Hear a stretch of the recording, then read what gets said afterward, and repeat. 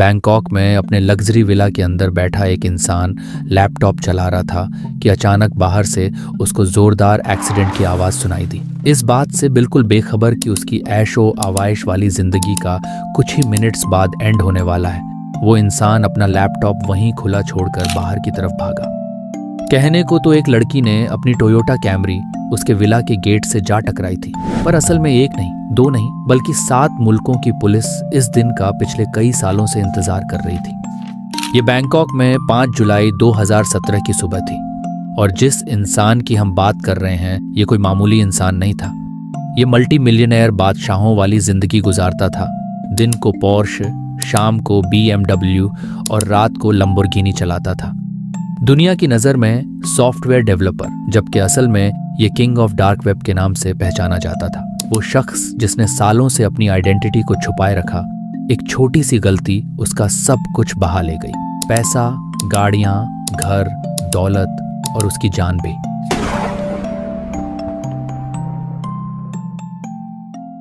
पर आखिर वो छोटी सी गलती क्या थी और कैसे 7 मुल्कों की पुलिस ने कोलैबोरेशन के साथ दुनिया के सबसे वांटेड डार्क वेब किंग को ढूंढ निकाला। दोस्तों, ये 2010 की बात है, जब डार्क वेब आहिस्ता आहिस्ता उठ रहा था। डार्क वेब इंटरनेट की दुनिया की दूसरी साइड है, जहां हर किस्म के गैर कानूनी काम होते हैं। ड्रग्स और वेपन से लेकर टारगेट किलिंग के कॉन्ट्रैक्ट्स देने तक सारा काला बिजनेस यहाँ पर होता है। यहाँ ऐसे ऐसे काम होते हैं जिनको सुनकर यकीन लाना भी हमारे लिए काफ़ी मुश्किल है। डार्क वेब पे इस तरह के सारे काम होने के पीछे भी एक खास रीज़न है।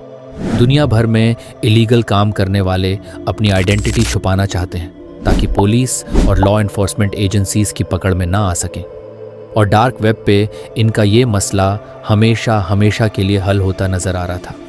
जिस तरह नॉर्मल इंटरनेट पे ब्राउजिंग के लिए हम गूगल क्रोम जैसे ब्राउज़र्स का इस्तेमाल करते हैं, इस तरह डार्क वेब की वेबसाइट्स को ब्राउज़ करने के लिए स्पेशल ब्राउज़र्स यूज़ होते हैं जो यूज़र की आइडेंटिटी को बहुत सारे सर्वर्स के ज़रिए प्रोटेक्शन देते हैं। इनमें से एक का नाम टॉर ब्राउज़र है। 2010 से पहले डार्क वेब का इतना रुझान नहीं था, लेकिन इसके बाद क्रिप्टो करेंसीज़ के आने से इलीगल ट्रेड्स के पेमेंट ट्रांसफ़र करने का मसला भी हल हो गया, क्योंकि क्रिप्टो करेंसीज़ को ट्रैक करना अथॉरिटीज़ के लिए नामुमकिन है। डार्क वेब में इलीगल ट्रेड्स के सारे मसले हल हो चुके थे। कॉन्ट्रैक्टर्स की आइडेंटिटी भी सेफ थी और पेमेंट ट्रांसफ़र करना भी काफ़ी सेफ हो चुका था। अब सिर्फ एक चीज़ की ज़रूरत थी और वो था कोई अच्छा और रेप्यूटेबल प्लेटफॉर्म या फिर डार्क वेबसाइट। सबसे पहले सिल्क रोड नाम की डार्क वेबसाइट बनी, जिसको इंटरनेट की इस अंधेरी दुनिया में काफ़ी सफलता मिली। इसकी शुरुआत फरवरी 2011 में हुई और उठते ही इसको 1 लाख से ज़्यादा कस्टमर्स ने इस्तेमाल करना शुरू कर दिया। लेकिन 2 साल के बाद सिल्क रोड का मालिक पकड़ा गया और ये वेबसाइट बंद कर दी गई। पर क्योंकि इस बिज़नेस की काफ़ी डिमांड थी तो कुछ ही दिनों में बहुत सारी नई डार्क वेबसाइट्स लॉन्च कर दी गई, जिनमें सिल्क रोड 2.0 और एवोल्यूशन नाम की वेबसाइट्स भी शामिल थी। इन वेबसाइट्स पे सेल परचेज के लिए कस्टमर्स अपने बिटकॉइन प्लेटफॉर्म को देते और परचेसिंग के बाद ये बिटकॉइन प्लेटफॉर्म का कमीशन काट कर सेलर को मिल जाते थे। अब क्योंकि यहाँ होता ही सारा ब्लैक बिजनेस है, तो अक्सर वेबसाइट ऑपरेटर्स कस्टमर्स के सारे पैसे लेकर वेबसाइट बंद करके भाग जाते थे, जिसे एग्जिट स्कैम्स भी कहते हैं। वैसे ही ना उनको कोई जानता था और फिर डार्क वेब की वजह से उनको ट्रेस करना भी एक नामुमकिन काम था। लिहाजा एग्जिट स्कैम्स की सिचुएशन में ड्रग डीलर्स सिंपली दूसरे प्लेटफॉर्म्स पर शिफ्ट हो जाते थे। डार्क वेब के शुरुआती सालों में यहाँ बहुत घपले होते रहे। एग्जिट स्कैम्स, प्लेटफॉर्म ओनर्स का पकड़ा जाना और हैकिंग बहुत कॉमन थी। यहाँ एक रेप्यूटेबल और ट्रस्टेड प्लेटफॉर्म की ज़रूरत थी और यही वो वक्त था जब 2014 में डार्क वेब पे अल्फा बे नाम की डार्क वेबसाइट लॉन्च हुई। इसे लॉन्च करने वाले शख्स का ना नाम किसी को पता था और ना ही उसकी लोकेशन। वो अपने आप को अल्फा 02 के नाम से आइडेंटिफाई करवाता था। शुरुआत में अल्फा बे पे सिर्फ चोरी शुदा क्रेडिट कार्ड्स की इन्फॉर्मेशन बिकती थी, लेकिन बाद में यहाँ दूसरे भी प्रोडक्ट्स की सेल परचेस शुरू हो गई, जैसा कि मनी लॉन्ड्रिंग और ड्रग्स। कुछ चीज़ें ऐसी थीं जिनको अल्फा बे पे ट्रेड करने की परमिशन नहीं थी, जैसे कि चाइल्ड अब्यूज़ और चोरी किए गए रशियन बैंक अकाउंट्स की डिटेल्स। पर ऐसा क्यों था? शायद alpha 02 Russian law enforcement agencies से पंगा नहीं लेना चाहता था, या फिर वो यूएस लॉ एनफोर्समेंट एजेंसीज को ये दिखाना चाहता था कि वो रशिया से बैठकर ये चला रहा है। ऑफ कोर्स जहां यूएस का होल्ड नहीं है। पहले ही साल में अल्फाबे ने डार्क वेब पे अपने पैर जमाना शुरू कर दिए। एक ही साल में यहाँ 2 लाख कस्टमर्स और 40,000 से ज़्यादा सेलर्स अपना ब्लैक बिजनेस सुकून से करने लगे। 2017 तक अल्फाबे पे 3 लाख से ज़्यादा आइटम्स लिस्ट हो चुके थे और रोज़ाना करीब 5 लाख की सेल्स भी होने लगी। AlphaZero 2, जिसको कोई भी नहीं जानता था, वो इन सेल्स से महीने में $6 लाख कमाने लगा और देखते ही देखते डार्क वेब की दुनिया का अकेला बादशाह बन गया। अल्फाबे डार्क वेब की सबसे बड़ी मार्केट प्लेस बन चुकी थी, जिसने डीलर्स और कस्टमर्स के बीच अपना ट्रस्ट लेवल बना दिया था। इस सब के बीच दुनिया भर की लॉ एनफोर्समेंट एजेंसीज AlphaZero 2 की असल पहचान जानने की कोशिश कर रही थी, पर वो अभी तक नाकाम रही।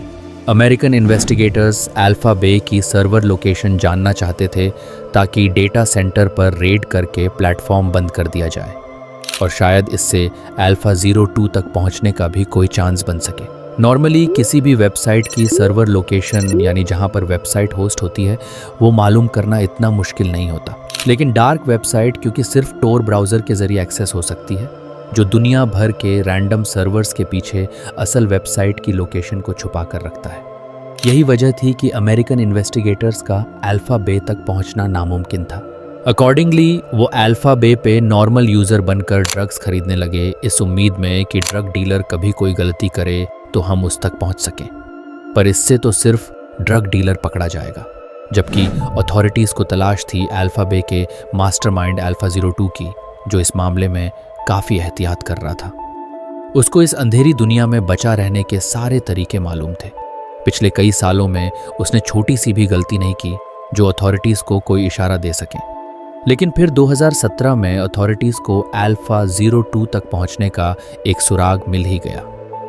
DEA यानी ड्रग लॉ एनफोर्समेंट एजेंसी के एक अधिकारी रॉबर्ट मिलर AlphaZero 2 की तलाश में कंप्यूटर के सामने बैठे थे कि अचानक उनको एक ईमेल रिसीव हुई। इस ईमेल में AlphaZero 2 के बारे में कुछ लिखा था और ईमेल भेजने वाला कोई अनोनिमस था। अब ये तो आप सबको पता होगा कि नॉर्मली जब भी किसी वेबसाइट पर रजिस्टर किया जाए तो एक वेलकम ईमेल आती है। ऐसी ही एक वेलकम ईमेल अल्फाबे की तरफ से इस शख्स को भी आई थी जब ये प्लेटफॉर्म 2014 में नया लॉन्च हुआ था, और ये वेलकम ईमेल जिस ईमेल एड्रेस से आई थी वो ये एड्रेस था। हालांकि बाद में ये गलती फिक्स कर दी गई, लेकिन टिप देने वाले ने ये असल ईमेल एड्रेस सेव करके रखा था जो उसने DEA के ऑफिसर रॉबर्ट मिलर के साथ ईमेल पे शेयर किया। ये ईमेल करने वाला शख्स कौन था? क्या वो अल्फाबे का कोई कॉम्पिटिटर था, कोई कस्टमर या फिर कोई ड्रग डीलर? इससे कोई फर्क नहीं पड़ता क्योंकि अब DEA को AlphaZero 2 की सबसे पहली और सबसे इंपॉर्टेंट इन्फॉर्मेशन मिल चुकी थी, जो उनके लिए एक बहुत बड़ी सक्सेस थी। इस ईमेल एड्रेस को इस्तेमाल करके बहुत से सोशल मीडिया प्लेटफॉर्म्स पर साइन अप किया गया था। Skyrock.com एक फ्रेंच सोशल मीडिया प्लेटफॉर्म था जिस पर इस ईमेल एड्रेस के जरिए एलेक्स नाम से साइन अप किया गया था, और इन्वेस्टिगेशन टीम को इसमें एलेक्स की 2008 और 2009 की फोटोज भी मिल गईं जो कि शायद AlphaZero 2 की ही थी। इसी ईमेल एड्रेस से एक डेटिंग प्रोफाइल भी लिंक थी जिसमें एलेक्स ने अपना होम टाउन ट्रॉय रिवियर्स का नाम भी लिखा हुआ था, जो कि कनाडा का एक शहर है। 2008 की इस प्रोफाइल के मुताबिक उस वक्त वह 17 साल का था और शायद ईमेल एड्रेस में 91 उसका ईयर ऑफ बर्थ था। इसी ईमेल को इस्तेमाल करके 2008 में ही उसने एक फ्रेंच टेक्नोलॉजी फॉर्म पर भी पोस्ट किया था जिसमें उसका यूजर नेम AlphaZero 2 था, जबकि पोस्ट के आखिर में उसका असली नाम लिखा हुआ था, अलेक्जेंड्रे काजेस। अधिकारियों के पास AlphaZero 2 का असली नाम आ चुका था, लेकिन वह कहाँ पर था? लिंक्डइन की प्रोफाइल पर एलेक्स ने खुद को सॉफ्टवेयर डिजाइनर दिखाया था, जबकि उसकी करंट लोकेशन के बारे में सबसे बड़ा क्लू फेसबुक से मिला। अथॉरिटीज को फेसबुक पर थाईलैंड की एक लड़की की प्रोफाइल मिली जो एलेक्स की मंगेतर थी। शायद एलेक्स थाईलैंड में ही रहता होगा। इस टिप की मदद से अमेरिकन अथॉरिटीज बैंकॉक पहुंच गईं और थाईलैंड अथॉरिटीज के साथ मिलकर उन्होंने ये मालूम कर लिया कि एलेक्स ने बैंकॉक में काफ़ी प्रॉपर्टीज खरीद रखी हैं। ये टाइम उसे पकड़ने का नहीं बल्कि चुपके से उस पर नज़र रखने का था। उसका एक विला था जहां वो अपनी थाई वाइफ के साथ रहता था। दूसरा $3 मिलियन का मैंशन बैंकॉक के बाहर था जहां पर वो अपनी अय्याशियां करता था। फुकेट में एक हॉलिडे होम और एक विला वो साइप्रस में खरीदने वाला था। एजेंट्स ने उसकी सारी हरकतों पर नज़र रखना शुरू कर दी वो अपनी लैम्बोर्गिनी में बैंकॉक घूमता, इस बात से बिल्कुल बेखबर कि थाईलैंड, अमेरिका और बैंकॉक के एजेंट्स उसका पीछा कर रहे हैं। अपनी डेली लाइफ में वो डार्क वेब का किंग होते हुए भी एक नॉर्मल इंसान था। वो सुबह जल्दी उठता और तकरीबन सारा दिन घर में ही रहता था। इस सब के बीच अथॉरिटीज़ ने उसको अरेस्ट करने का प्लान बनाना शुरू कर दिया। पर मसला ये था कि अगर उसको ऐसे ही अरेस्ट कर लिया गया तो कोर्ट में प्रूफ नहीं हो पाएगा कि यही इंसान अल्फा बे का मालिक है। इसीलिए इन्वेस्टिगेशन टीम चाहती थी कि इसको रंगे हाथों पकड़ा जाए जब वो अपने लैपटॉप पर काम कर रहा हो। अल्फा बे भले ही डार्क वेब की सबसे बड़ी मार्केट प्लेस थी, लेकिन इसका भी एक कॉम्पिटिटर था। यूरोप में हंसा के नाम से एक डार्क वेबसाइट फेमस थी, जिसने यूरोप की अथॉरिटीज़ की नाक में दम करके रखा था।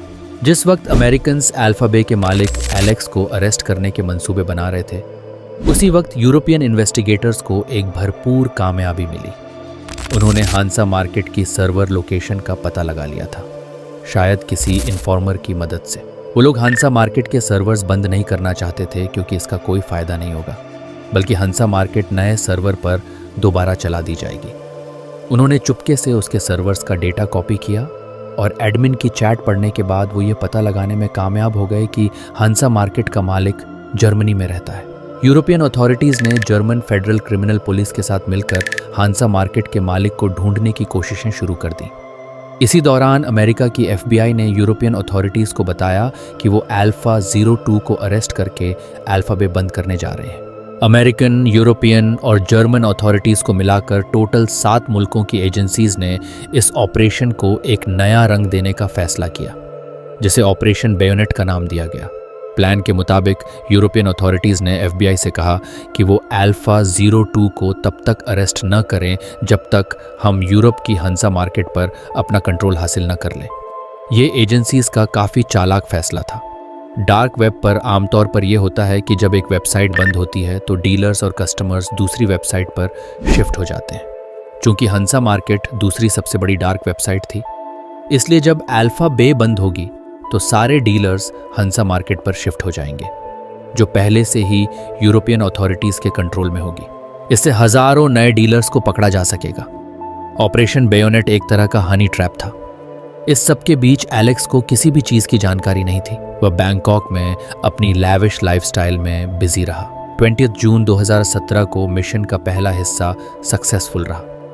यूरोपियन अथॉरिटीज़ ने एक ही वक्त में हांसा मार्केट के डेटा सेंटर को नेदरलैंड्स में रेड किया और उसी समय जर्मन अथॉरिटीज़ ने जर्मनी के शहर सीगन और कोलोन में उसके ओनर्स को भी अरेस्ट कर लिया।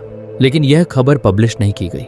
हांसा मार्केट अब यूरोपियन अथॉरिटीज़ के कंट्रोल में थी और इस बात का डार्क वेब पर किसी को भी पता नहीं था। उधर बैंकॉक में मिशन का दूसरा हिस्सा यानी अलेक्जेंडर काजिस को अरेस्ट करने की तैयारियां शुरू हो गई। DEA, FBI और थाई अथॉरिटीज़ चाहती थीं कि अलेक्जेंडर को रंगे हाथों पकड़ा जाए जब उसका लैपटॉप और फ़ोन खुला हुआ हो। इसी मकसद से उन्होंने एक टोयोटा कैमरी में अपनी फीमेल एजेंट को बैठाकर यह टास्क दिया कि वह एलेक्स के विला पर जाकर एक झूठा एक्सीडेंट करे और कार उसके गेट पर क्रैश कर दे। इससे यह होगा कि अंदर बैठा अल्फा 02 यानी अलेक्जेंडर काजिस अचानक अपना सब कुछ खुला छोड़कर बाहर निकलेगा। खुशकिस्मती से वैसा ही हुआ जैसा प्लान किया गया था। 5 जुलाई 2017 की सुबह जब टोयोटा कैमरी अल्फा 02 के गेट से टकराई तो वह अपना खुला लैपटॉप छोड़कर सिर्फ अपना मोबाइल लेकर बाहर निकला। उसी वक्त कई ऑफिसर्स ने उसे पकड़ लिया और अंदर जाकर उसके लैपटॉप का कंट्रोल अपने हाथों में ले लिया, जिसमें अल्फा बे का कंट्रोल पैनल खुला हुआ था। अलेक्जेंडर काजिस रंगे हाथों पकड़ा जा चुका था। अथॉरिटीज़ ने लैपटॉप की जांच के बाद उसके सारे पासवर्ड्स कॉपी कर लिए। उसकी गाड़ियां, प्रॉपर्टीज़ और $1 मिलियन की क्रिप्टो करेंसी जब्त कर ली गई। लेकिन अलेक्जेंडर कोर्ट में पेश होने से पहले ही मरने वाला था। अरेस्ट होने के सिर्फ 1 हफ्ते बाद उसने कस्टडी में ही खुद को पंखे से लटकाकर अपनी जान ले ली। सिर्फ एक छोटी सी गलती डार्क वेब के किंग का सब कुछ, यहां तक कि उसकी जान भी ले गई। उधर अल्फा बे को बंद करने के बाद जैसा सोचा गया था वैसा ही हुआ। सारे डीलर्स और कस्टमर्स ने हंसा मार्केट की तरफ रुख किया, जो पहले से ही यूरोपियन अथॉरिटीज़ के कंट्रोल में थी। हजारों नए डीलर्स भी पकड़े गए और 1 हफ्ते बाद ही हांसा मार्केट को भी हमेशा के लिए बंद कर दिया गया। उसी दिन यूएस जस्टिस डिपार्टमेंट ने ऑफिशियली इस ऑपरेशन के बारे में प्रेस कॉन्फ्रेंस की और डार्क वेब के 2 बड़े प्लेटफॉर्म्स को बंद करने की खबर मीडिया के साथ शेयर की। और इसी के साथ इन सब चीज़ों का द एंड हो गया।